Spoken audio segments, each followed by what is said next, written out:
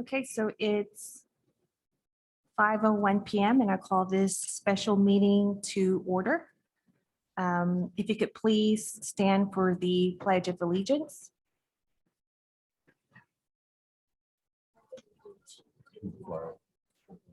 United States of America, and to the republic for which it stands, one nation, under God, indivisible, with liberty and justice for all. Dr. Head, has the proper meeting notice been posted and certified? Yes, it was posted in accordance with the law. Thank you, sir. Desiree, do we have anyone signed up for public comment? Madam Chair, we have no one signed up. Thank you, ma'am. Now we have Lisa. We have, we skipped one little thing on here. We're recognizing Jamie Swinnerton back in the back. Jamie's with the Houston Chronicle. Sorry, that's mine. Hi, Jamie. Thanks for being here. We I don't think it was needed.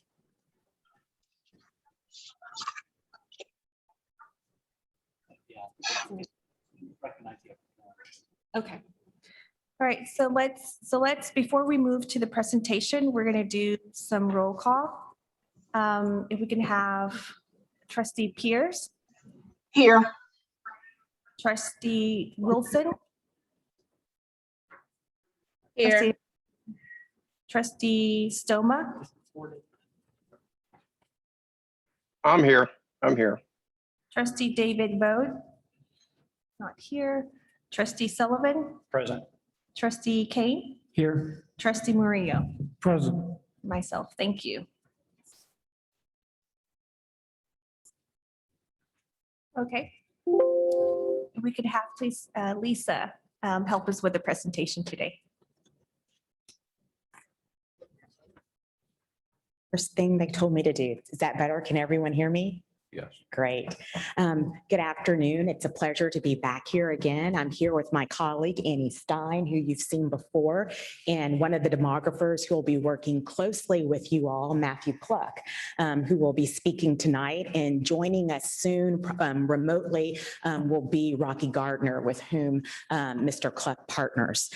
Tonight, on the board-approved process and timeline for redistricting, we're presenting your census data and change analysis, which really gets us kick-started on the redistricting process. It helps us know what we need to do in order to begin rebalancing your single member districts. So as we've always done, just to sort of give you a roadmap of where we're going tonight, we're going to have a few legal refreshers so that we remember the vocabulary that we've been working on together. Then we're going to actually look at the population change analysis. I'm going to call Matthew up to do that. And then we're going to go back to your redistricting timeline so we can place tonight within that timeline and where we're going immediately next. And then I'll specifically specify the next steps before your next special meeting. You have a special meeting at the beginning of February, but there are a couple of things that we're going to be doing before that special meeting. And then the redistricting committee will be meeting in March based on the full board's work at the February meeting. So we'll talk about that at the end of the meeting so you'll know where we're headed. But let's just do a legal refresher really quickly. So what have we been talking about? We have been talking about the process every 10 years of rebalancing your single member districts in response to population changes.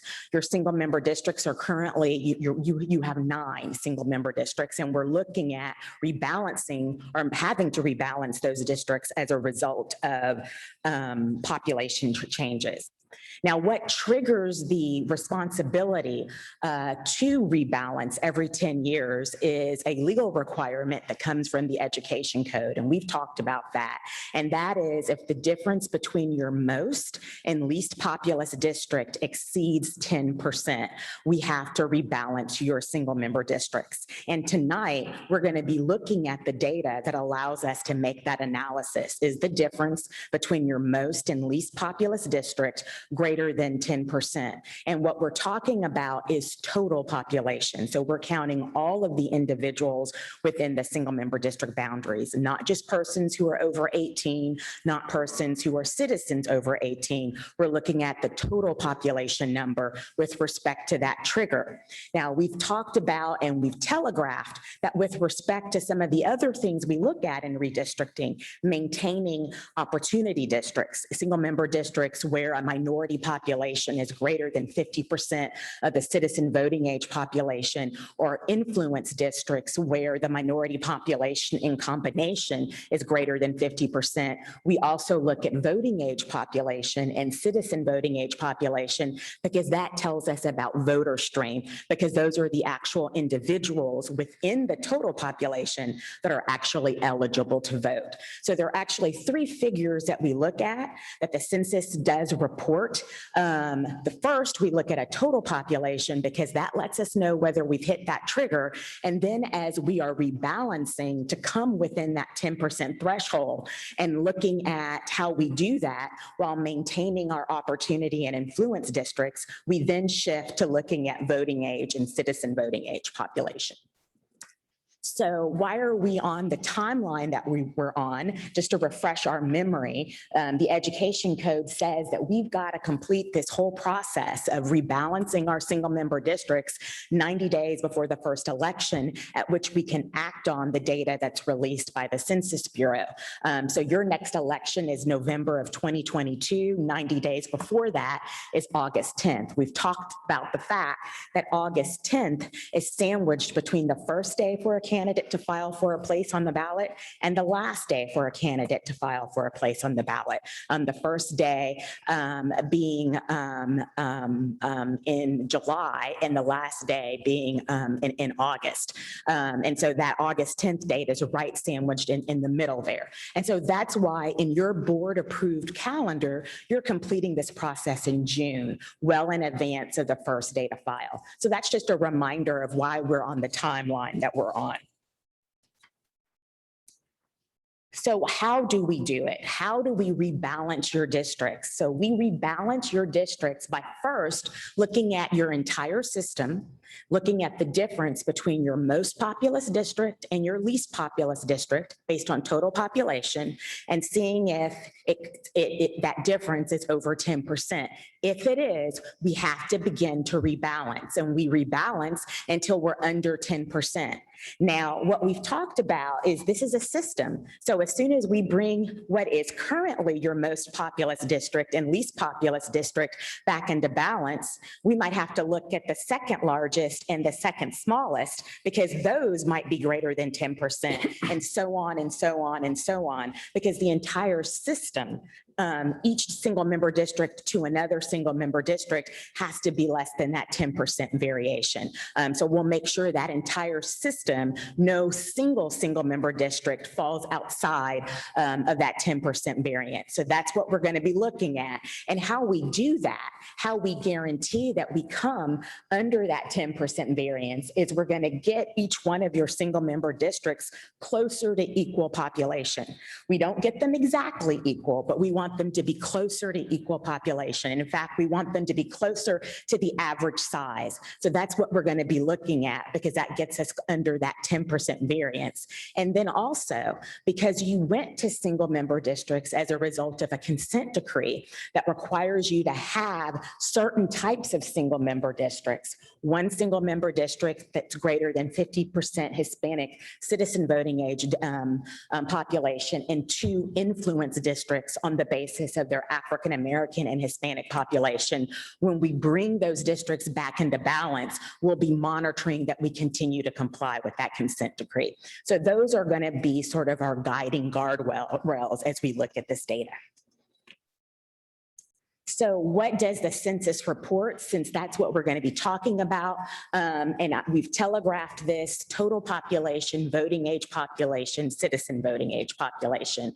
And we've gone over the definitions. Total populations are all persons residing in the jurisdiction, a direct count as of April 1, 2020. Voting age population is the number of persons as of April 1, 2020, who were 18 years or older within the jurisdiction, whether it is college-wide or within a particular single-member district. Also a direct count based on the work that census workers do.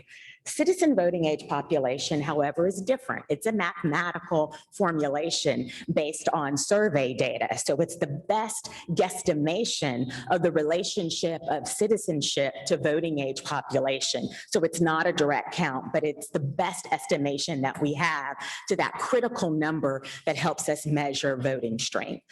So we have 3 measures that we get based on census data that are going to be reported to you this evening, both district-wide or college-wide, as well as within each single member district. So how should we use our census data? We should use the census data to answer 3 main questions, the first of which we're going to be focusing on tonight. Are the SMDs, are our 9 SMDs well balanced? Is that 10% triggered? Are they close to equal population? Are they close with an acceptable variance from the average population? That's what we're going to be talking about a lot tonight. As we look at proposed maps, we're going to make sure those proposed maps, in addition to dealing with the well-balanced issue, don't result in retrogression as it relates to our minority single-member districts, opportunity districts, and our influence districts. So those are going to be some numbers that are going to be come into play when we look at proposed maps and as we're looking at the vote dilution or retrogression issue. Again, based on census data, our voting age population, citizen voting age population. And then we use that data and those census blocks to help us analyze whether the boundaries between our single member districts comply with traditional redistricting principles, many of which you adopted as your board approved criteria for judging maps. So this is sort of a roadmap of the different ways throughout this process we'll be using our census data. So whenever we want to make a comment about a map, it might be a comment about, is it well balanced? Does it come under the 10%? Are we closer to the average size? Or are our single member districts roughly equal? We're going to be using our census data to be having discussions amongst ourselves about that. If we're having conversations about influence single member districts or a majority minority single member districts and the issue of retrogression, we're going to be using our census data to have those discussions with each other about what's a preferable move to another move. We'll be looking at voting age and citizen voting age population, talking about, hey, is this fair? Are we equally balanced? We're going to be talking to each other based on total population, but again, coming back to the census data. So the census data is going to follow us throughout this process. So it's helpful that we have tonight together to look at it and to begin understanding how it's been reported. So are my SMDs well balanced? We talked about this our first 2 times together, that SMDs under state law and under federal law have to be drawn with substantially equal population, but not exactly equal population. So if you had 100,000 people in a college district and you were dividing it into 5 single member districts, the ideal size would be 20,000 a person, 20,000 district. You don't have to do that, but we have to be roughly equal so that the most populous and least populous, the difference is not greater than 10%. And the reason that we want to do that is that you can imagine if you were in a single member district system where you had those 100,000 people, but they were divided, let's say 1,000 in one single member district, 90,000 in another single member district, and then the remaining 3 had the rest of the individuals. The SMD that had 90,000 people, their vote counts less. Because there are more people in it. So it requires more individuals to vote in order to elect a representative. The SMD that has 1 or 2 people in it, it requires fewer votes in order to elect a representative. So we want to equalize or normalize voting strength across your SMDs. And so that's why we try to get population as equal as possible. And so that is just a recap of the law that's going to guide or frame our review of the data. Now I'm going to call Matthew Cluck up so we can begin talking about the actual demographic data. But remember, I told you that the census reports total population, voting age population, and citizen voting age population. So in the data and the charts that we're getting ready to go over, you get that information in terms of college-wide, as well as in terms of by single member district, as well as by demographic group. So there's multiple ways to be able to look at this data, however it's easiest for you, and it depends on what your question is that you're seeking to answer. So one of the things that we're going to do tonight is teach you how to utilize the chart, because you'll be going back to these charts throughout the process, and there are multiple questions that they answer and multiple inquiries you might have with those charts. The first thing you have in your packet is actually a depiction of your 9 single member districts based on your 2013 consent decree. So this is the shape of your 9 single member districts. And so those are the shapes that we are starting with. And remember, one of the criteria that you adopted is, to the extent possible, we want to keep these shapes, but we know we've got to change them if we hit that 10% trigger, meaning that our largest single member district has got to get smaller and our smallest single member district has got to get a bit bigger. And the only way that can happen is if we change those lines, which means we're adding people and subtracting people. But to the extent possible, we're going to try to keep those shapes, but also comply with the 10% rule, comply with the near equal population, and comply with your consent decree, which requires us to do certain things with respect to influence districts and opportunity districts. Now we'll look at our first data set, which is from 2010. Then we'll look at our data set from 2020, and then we'll look at the change analysis. And then the remaining slides that you have are single member district by single member district. So you have your individual single member district data all on one page in a larger format for you. Matthew.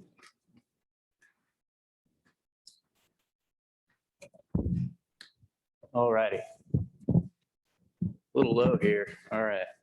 So looking at the 2010 analysis here, first off, I guess we want to look at the highlighted total cells there. So single member district 4 and single member district 9 have the highest variance. So single member district 9 has the highest population total and 4 has the lowest. So between those two, there's a 7.3% variation. So that's below the 10% that we want, right? So in 2010, that's what was shown. So if we go to 2020 though,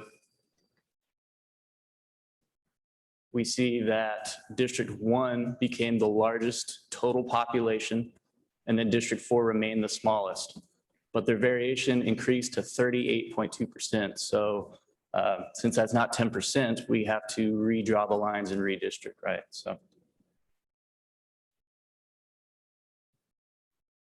Okay, so from 2010 to 2020, this slide just shows a general change analysis, right? So you see all in the total column in the middle there, the increase in population was 476,000 persons overall among all single member districts in Lone Star College that they cover, right? So in single member district 1, we had an increase of 77,000 persons. So that's quite a bit. And then also in single member district 8, we had around the same. So that's also what we're going to be needing to rebalance, right?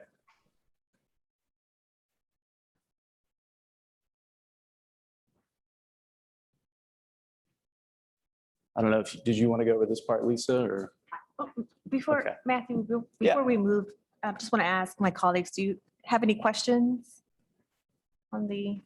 So this also breaks down population percentages and races and all that. It breaks them down percentage wise. And then I guess it's important to note too that single member district 4 has the it's known as the Opportunity District, right? So it has the highest voting age percent Hispanic majority, right? So it's important to keep that balance in future drawings. So we're going to have to look at that as well. Okay. Any other questions on that stuff? Or? Yes, sir. I do have a question, something Sure. that I'm sure you've explained this and I just missed it, but I'm not clear on this. Let's say that from a pure number standpoint, you get everything within 10%. But there are wide variations in terms of the citizen and the voting citizen issues. What happens then? Anything at all? What do you mean about wide variations between the voting age and citizen voting age? Let's say you balance totally, within 10% from a pure numerical standpoint. But when you do your analysis of the voting age population and the citizen voting age population, there are wide variations. Do you take any action in that instance? Wide variations between the single member districts? Yes. There's usually no action to take if that is the case. Now, if what is the case is, let's say, for example, because single member District 4 is our smallest single member district, but it's also our opportunity district, the district that is greater than 50% Hispanic, and it is that way because of our consent decree, because under that order, we have a duty. Let's say by making single, just to balance by pure population, by adding population, our first map that we draw adds population, but it makes single member District 4 drop under that 51.7. I actually think it's 56.4 or something now. It's increased in citizen voting age population. We need to look at alternative maps to see if it's possible to both come under 10%, but also get single member District 4 over 50%. We don't have to violate the 10% rule to comply with the Voting Rights Act, but we do have to at least try to see if we can do both. And I think it's possible, but that's something that we're going to have to monitor. You're always concerned when your opportunity district is your smallest district, because it means you have to add persons to that district that can change your numbers. And because we're so on the line there, in terms of the percentage, that's something that we, as a group, need to monitor as we're looking at the different maps. Great question. A couple other things that I would point out. The average size in 2010 was about 198,000, a single member district. And you can see, looking at that total column there, you had a total population of about 1.7 million, that a lot of your single member districts are pretty tightly around that 198,000. You have some that are larger and some that are smaller, but that's why you're coming under 10%, because most of your SMDs in that middle blue column, which is your total population column, are falling around that average number. But look, when we go to 2020, look at your average number. Your average district size is about 243,000. Now look at the total population column in blue. It is the middle column in the blue chart at the top. And which is your individual single member districts. You see how they're nowhere close to 243,000. You have several that are substantially above and some that are substantially below. That's why you have a 38.2% variance. So what you're going to see in proposed maps is when you see the changes that are made, you're going to see your individual SMDs being closer and closer around that average size. That means we're getting closer and closer to that 10%. But look at single member district number 4, go down to the green chart. That's the voting age population. Then shift your eyes over to the tan or the yellow for single member District 4. Look at it sitting there at 56.7% Hispanic population. It was in 2010 51.7% CVAP Hispanic. So it has increased Hispanic population. We want to see when we make changes in order to come within that 10%, that population doesn't significantly change so that we don't have retrogression. You're also supposed to have influence districts, at least 2, based on African American and Hispanic population. You, without redrawing anything, actually have at least 3.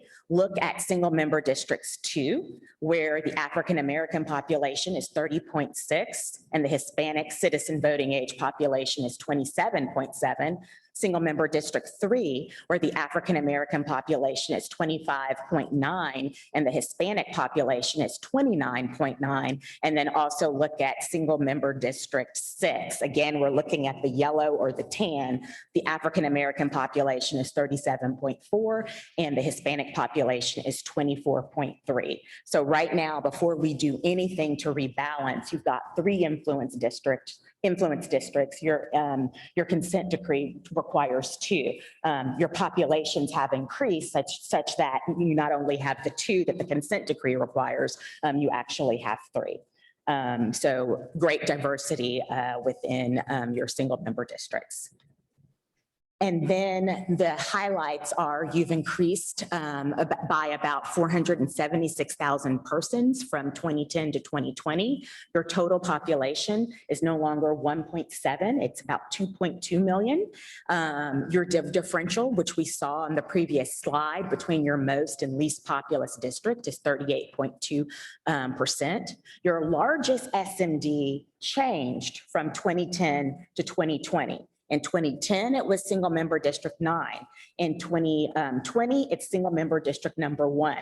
And your least populous district in 2010 and 2020 are the same. It's single member district 4. Because of that 38.2% differential, we're definitely required to redistrict because that's definitely greater than 10%. Now we have some individual district analysis slides and just going through how to read those. For each one, the data is reported the same way. Blue is always your total population data. At the very top, those are raw numbers. Under that total population totals, those are percentages. So taking those raw numbers and putting them into percents. The green is your voting age population. That's always given to you in a percent. And the yellow or the tan is your citizen voting age population. The first column where it says 2010 census, those are the 2010 numbers. So those same numbers that you saw on the 2010 chart that we saw before, these are just the numbers for District 1. So you have it in one spot. Your total population, your population percentages, your voting age population percentages, and citizen voting age population percentages. First column is 2010. The middle column is 2020. And then the column at the very end on your right is the change from 2010 to 2020. So basically what this does for each single member districts is those 3 previous charts, all the information in those 3 previous charts right here for each individual single member district. So it's another way of looking at the information in the 3 previous charts. I don't know if you had anything else you wanted to add.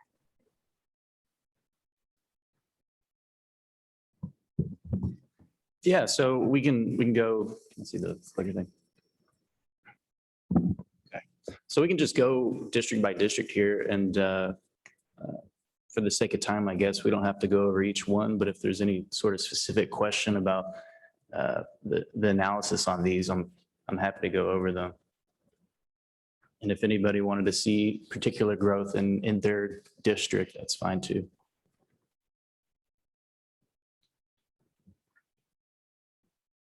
Did anyone want to go over their district at all, or specific questions on each one, or?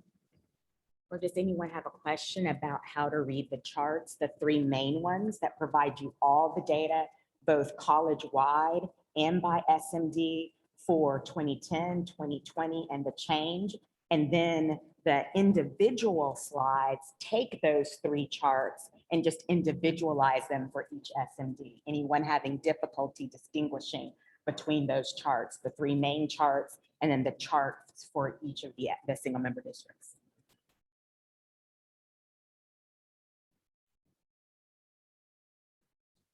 I mean, if you would like to go over just to kind of let us know how we need to read this, I think that would be helpful. Okay. If you can do that Sure. again. So just taking single member District 1, for example, in 2010, the total Anglo population was 82,711. That population increased to 84,103 in 2020. So the change was about 1,300, just a little under 1,400. That's how you read that going across. And then below it, you have the African-American population in 2010 and in 2020, looking in the blue, going from 32,000 to about 53,000. And so the number in the last column there tells you the change between 2010 and 2020, a positive change. A positive number means population went up. It's about a 21% change, 21,000 change. Same thing for Hispanic population, you have the 2010 number, 2020 number, and then the increase. Asian population, you have the 2010 number, the 2020 number, and the increase, and then for the other population. And then at the very bottom, you have the total for the single member, for that single member District 1, which is about 201,000 in 2010. 2020 was 279,000. So single member District 1 added 77,000 people during that decade. Now we're looking at the total population percentages, and percentages always tell us a relationship. So while the Anglo population actually in absolute numbers went up by 1,300, it did not increase as fast as some of the other demographic groups. So the percent change actually decreased. That's why you have a negative 10.9%, because it did not increase as fast as other groups. So the percentage that it grew actually ended up being a decrease. And then the voting age population, same thing, and citizen voting age population as well in terms of that population. But that's how you read those three columns, 2010, 2020, and then the change column is the change between 2010 and 2020. You can see this exact same information if you go back to these charts for single member District 1, but you're just looking straight across the chart. You're looking at the blue chart, but you're only looking at the first row. Then you're looking at the green chart, but you're only looking at the first row, as well as the tan or the yellow chart, looking at the first row. So those numbers for single member District 1, you're actually then seeing them again for total population laid right here. You're not looking across the page, you're just looking in three columns. Thank you. Any questions, colleagues? Yes, sir. Thank you. If I may, thank you, Madam Chair. Ms. McBride, good information, good presentation. Thank you for bringing it to the full board tonight. I think I'd like to touch just slightly, if we could, on the other population number. So if I understand correctly, the other population gross number will play into the 10% population variation, the threshold, if you will. How does it factor in as a percentage, or we don't throw it out as a percentage? In this case, other population 4.1%. So that will be factored in to the total population of all categories, or do we do anything? Does it have any, what effect, if any, does it have on the 10% threshold? The 10% threshold is not based on demographic group. It is based on total population. So we're looking at all individuals, no matter what the demographic category they fit into, whether they're 18 or under, whether they're a citizen or not. So that 10% threshold, whether or not we hit it, we're counting all people. And so we're not dividing it into demographic group. Okay, so then let's go to District 4, which you said we want to maintain a certain percentage there of the Hispanic population as an opportunity district. Then looking forward to 4, as a percentage, other population is 1.4%. So does that matter or not? You're looking at District 4 in Slide 21. 2020, and you're looking at what? Slide 21, District 4. Okay, there we go. So we have the total other population at the top in the blue, 2,872. Then we come down to total population percentages, total other population percentage, 1.4%. Then we drop down to the green box and the beige box. And still, the percentage has no impact on affecting the ability for us to achieve an opportunity district. Well, when we're looking at that 56.7%, as we're adding individuals to single member District 4, we will be analyzing what impact that it has on the citizen voting age population. So every individual that you add to single member district number 4, no matter what their demographic group, the proportion of the community that you're adding is going to affect that CVAP number, because that CVAP number is in relationship to all the other individuals in the group. So if you're asking me, as we're adding individuals who fit in the other category, is that going to affect the Hispanic citizen voting age population? Yes, it would. It would affect probably also the Asian and African American, because it's all relative. So as you increase the population of one demographic group, or the citizens voting age population of one demographic group, it affects all the others. So it would be a readjustment across the board. Okay, that is what I was trying to ask. Okay? Yes, Is that ma'am. what, okay. Yes, ma'am. And you agree? Absolutely, yes. It's an overall picture of the population. We don't specifically look at other percentages. We keep in mind the Hispanic percentages, and then we adjust from there. So when we get plans together, when we get the first plan together, we're going to look at a heat map of Hispanic population, right? And then we're going to try to add some to 4, right? Because we don't want to dilute the Hispanic percentage in 4, but 4 is also the lowest. So we need to add numbers to 4, but not dilute it, right? Good. Thank you, Madam Chair. Thank you. Trustee Maria? Thank you. You mentioned that you'd be able to look at the heat maps. I think this would be very helpful. That kind of gives you more information about those population. I think one of the things that probably I'm interested in looking at as well is if you take a closer look and more other characteristics of those areas around the district. You know, if you need to add population, you want to make sure that you have similar criteria. I mean, you're following the same guide.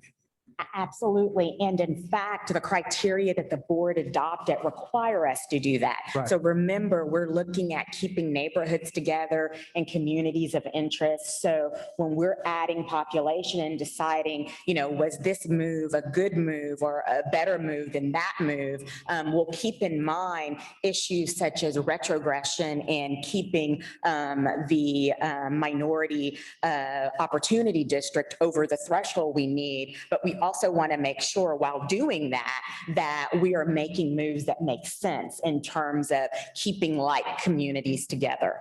In a heat map, I was joking with Matthew before that, is sort of my term, my shorthand term, but you also may have heard that referred to as population density map. So when you get your initial map or maps, there might be 2 ways to actually solve the problem that we have with your largest district and your smallest district.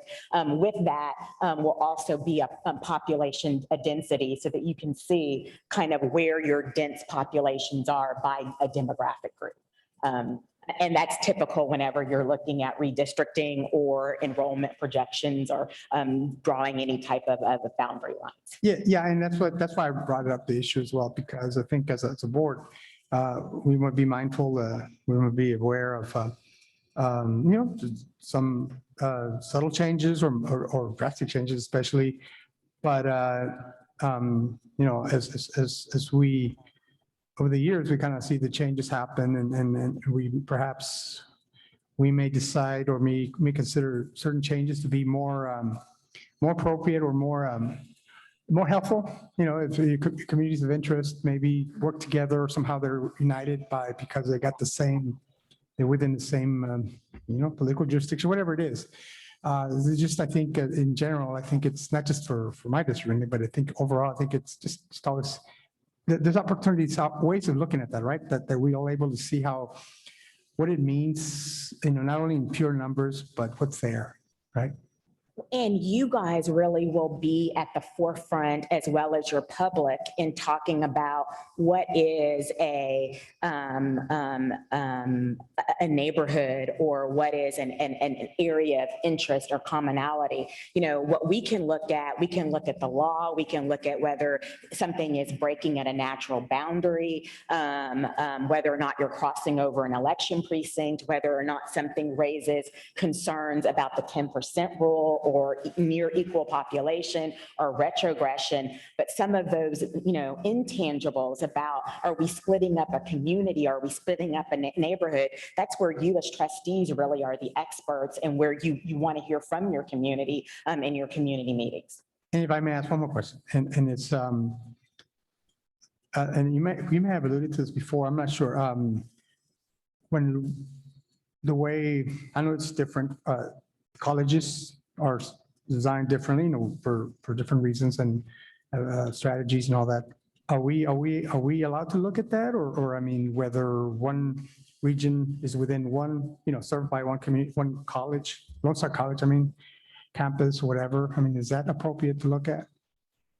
Is looking at a community in terms of where your physical colleges are located. So long as we don't conflate two things, which is our single member districts with attendance boundaries or service boundaries for your colleges. Because those really are different things. And when you do that, you're probably not going to result in near equal population in terms of your total population. And you're probably going to violate the 10% rules. I get that question a lot from school districts, because when they redistrict, a lot of times the community also wants them at the same time to change their attendance boundaries around schools, or to equalize the number of elementary, middle, and high schools they have in each single member district. And you just can't do that, because those are based on kiddos. And when we're looking at total population, we're looking at everyone and balancing it out. So we can kind of look at some of those issues, but it's not going to be a direct fit. Good question. Good question. Thank you. Any others? All right, well, we'll just, all the other slides, like we said, are individual to each single member district. So you have your single member district data on a separate slide. But again, it's the same information that was on those first three larger slides. It's just a little bit easier to read because it's single member district specific. Then we have some slides that remind you of the criteria. This is getting us ready for our next time when we see each other in February, that we're to be using in order to draw the maps. And remember, one of the criteria is near equal in terms of total population and coming under the 10%. That's why we spent today looking at your census data, because it goes to two of the criteria that you're going to use to judge proposed maps.